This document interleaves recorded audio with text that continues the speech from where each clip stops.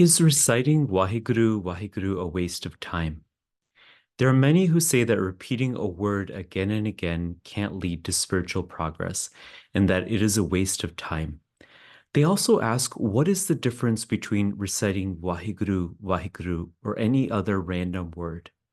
They say that repeating a word again and again is like imitating a parrot or a tape recorder, and say that repetition of a word is a ritual that is rejected by Gurbani. If we examine Gurbani, however, we find that repeating the name of God is the highest recommended spiritual practice. While we should respect everyone's opinion, we should make up our minds only based off what Gurbani says.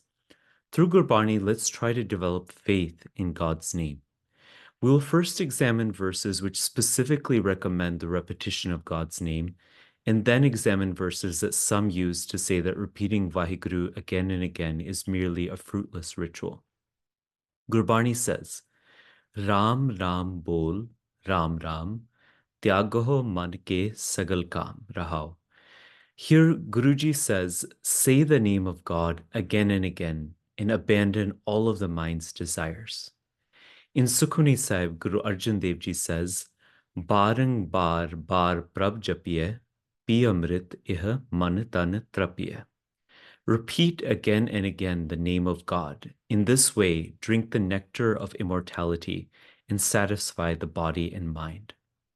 In another verse, Guru Arjan Dev Ji says, Ram, Ram, bol, bol, khojte badpagi.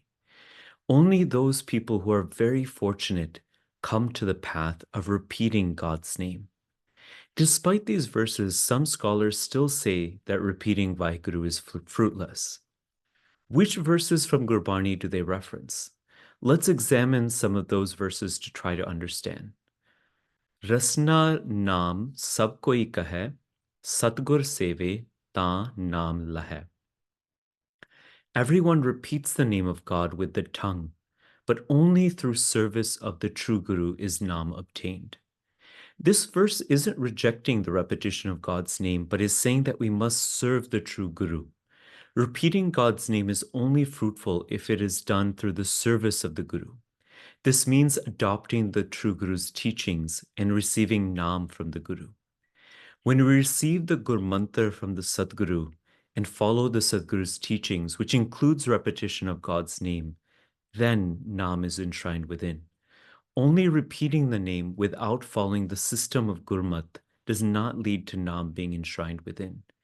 This verse isn't rejecting repetition of God's name, but is saying that it has to be done through the service of the Satguru. Another verse is Ram Ram sabko kahe, kahe Ram na hoye. Gur Prasadi Ram man vasai, ta fal pave koi.